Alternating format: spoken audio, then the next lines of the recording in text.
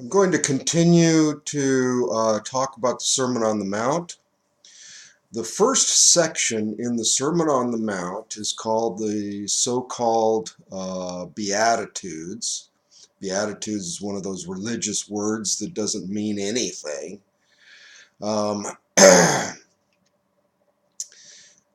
What's going on here is Yeshua is starting by giving an overview of his discipling course. Each one of these items that are given in this list are actually one of the levels in the discipling course, which correspond to the books in Paul's letters. So let's look at them and see how they correspond. The first one is if you're spiritually deficient, poor in spirit is how it's usually translated. If you're spiritually deficient, you should be happy because that's the first step to enter the kingdom of heaven. Humbleness is really the same thing as trust. When we trust in Yeshua, we are humbling ourselves to his discipling program. He becomes the master and we become the disciple. And so this is talking about the Romans level. It's talking about coming into relationship with Yeshua. It's talking about our basic connection to God. And this basic connection to God is based on humbleness to God. And humbleness is based on the fact that we don't have anything to bring into the program. We're not coming here and saying, "Hey, I'm great. I can I can do thus and so, and I can contribute to this whole thing." No, we can't contribute anything to this. God does everything. Even coming to God is from God because God comes and gets us. We have nothing to give, and that's good because that means that everything that we're going to end up with is godly because it's from God. Okay, so the next phrase is, if you are mourning, you should be happy because you're going to be comforted. Well, how do you get comforted? You get comforted in the congregation. The congregation helps each other, right? We comfort each other. We encourage each other. And so this is talking about the congregation, which is the topic of the Corinthians level. Then it says, if you are humble, you should be happy because you are going to inherit the earth. Now, we just said that Romans level was dealing with humbleness, right? So now he's going back and he's saying the same thing. Why? Because the Galatians level is a review of the Romans level. So we're talking about the gospel once again. And he's saying, he is explaining this idea of humbleness is going to lead you to inheriting the land. And when it says earth there, the word earth and the word land in the Hebrew, same word. You have to interpret what is it talking about. In Christianity, we talk about Yeshua being the king of the world, right? But that's not correct.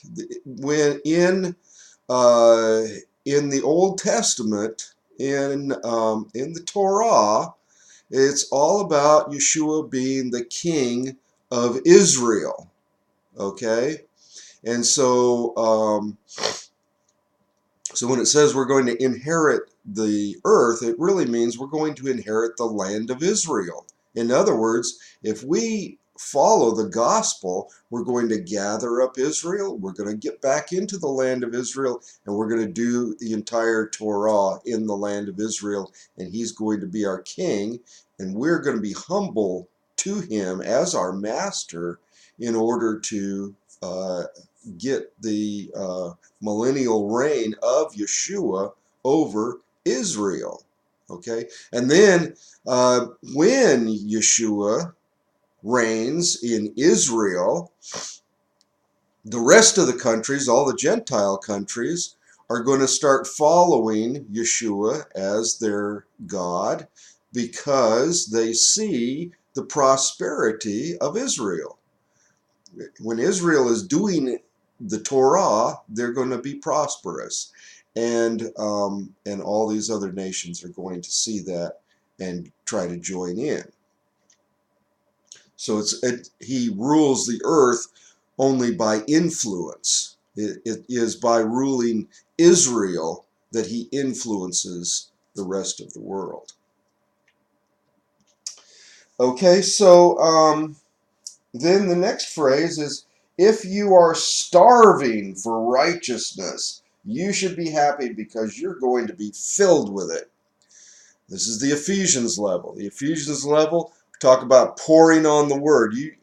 We've been talking about doing more thanksgiving, right? Well, when we get to the Ephesians level, we're going to be talking about doing even more of it, because that's the key. The key is changing your input. You have got to overcome your bad input from the world with good input from God. And that's what we're talking about. We're talking about we're starving for righteousness. We're starving for input, right? If we are starving for this, then we're going to start munching. We're going to start eating. We're going to start chowing down.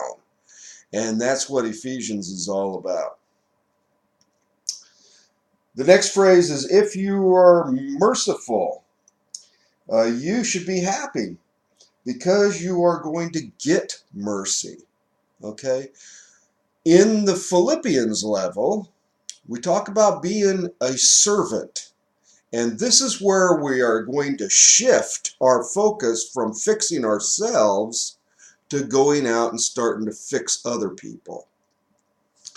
And the first step in fixing other people is to become a servant of other people, and helping them. Okay, so that's the Philippians level. We're going to merciful doesn't mean that you allow people to run amok. It means that you help them to become righteous by being a servant to them, helping them to grow. Then the next phrase, if you're pure in purpose, you should be happy because you're going to see God. This is the Colossians level. In the Colossians level, we are righteous, okay? At that point, we're living righteously. We've gotten rid of all of our sins, okay? We've overcome the sin nature, but we need to make that a habit, okay? That needs to become a habit, because, just achieving it is good, but you're going to fall back into it very easily if it's not a habit. So we want to make that a habit. And that is talking about the idea of purity. Purity means that you are righteous and you continue in that. And during that particular phase of our growth, we're not going to be working on getting rid of sins. We're not going to be working on anything, in particular in terms of fixing ourselves. And so what we're going to be working on during that time is focusing on God, developing our love for God. Okay. In the Philippians level, we talked about being a servant, okay, which is very oriented towards other people. In the Colossians level, we're very oriented towards God. Remember, we talked about the two basic commandments: love God and love people, right? So we love people in the Philippians level, but then in the Colossians level, we talk about loving God. Loving God means that you are spending time with God. You are operating just with God. You're not concerned with helping other people. A lot of people, their relationship with God is centered on how they interact with people. Okay, and so in the Colossians level, we need to step back from that for a moment and really concentrate on, can you love God in a very pure sense? Can you just spend time with God and enjoy Him? Okay, you know, or does this get boring if there's no people involved? Okay, so this is the issue in Colossians, and so that is why the result of this purity is that we see God as we just focus in on Him and move into Him and latch onto Him and love Him and get close to Him. We're going to start seeing Him. He's going to become real to us. Okay, the next sentence is, if you are making peace, you should be happy because you're going to be called the sons of God. So making peace, that's talking about going out and starting your own congregation, because you're going out in your ministry of reconciliation that we talked about in 2 Corinthians. We're going to go out and start a congregation, and we're going to gather up people, and those people are going to make peace with God by getting rid of their sins through the discipling process. So we're making peace by setting up a congregation, and we're going to be called the sons of God. Sons of God, the term son, remember, is a technical term for a disciple, someone who does the same things as their father. So we're going to be the sons of God by the time that we are at the Philippians level. In other words, we're not going to be deviating from son of God to son of Satan, back and forth with sin versus walking in the Spirit, temporarily back and forth. We are now consistently walking in the Spirit, and that means that we are the Son of God, and people will recognize that because we're going out to help them to return. The next one is, if you're persecuted, you should be happy because you're going to receive the kingdom of heaven. And this is the flip side of the same thing. When we go out to gather up people and bring peace to them, we're also going to have warfare with those who reject, and that's where the persecution is going to come in. And this is talking about the Thessalonians level, but you got 1 Thessalonians and 2 Thessalonians. 1 Thessalonians is talking about going out and setting up the congregation. Okay? And 2 Thessalonians gets into the persecution issue, which is also going to come along with this thing. And so it splits it up in exactly the same way that Yeshua splits it up. Why? Because Paul's discipling program is exactly the same one that Yeshua taught to his disciples. And why is that? Because it is the Spirit of Yeshua that taught this program to Paul. Okay, so this is basically the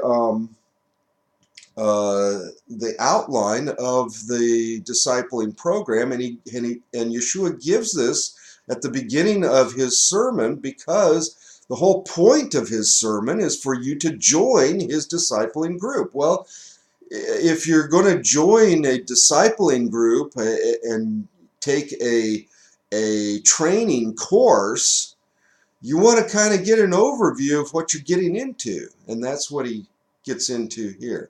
And of course, you probably have some questions about that, and so he's introducing this idea so that if you do have questions, you can go ahead and ask those questions about the course.